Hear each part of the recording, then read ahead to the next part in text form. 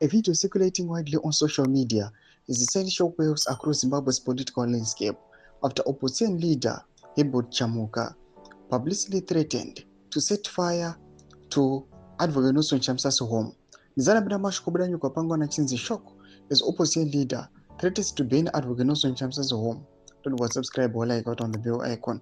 Tibna mnabuda nyuka mchinzi.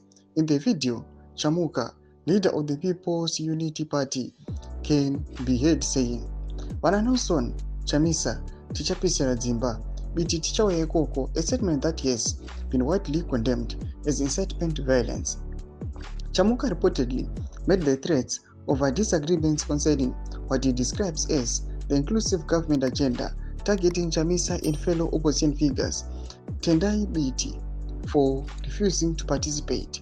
The incident occurred in Gweru last Saturday, and Chamuka was arrested following public outrage over his comments. The threats have drawn widespread condemnation from political commentators, civil society groups, and social media users, many of whom described the remarks as reckless and dangerous. "This kind of rhetoric is unacceptable and puts lives at risk," said one observer. "Political disagreements should never escalate into threats or intimidation."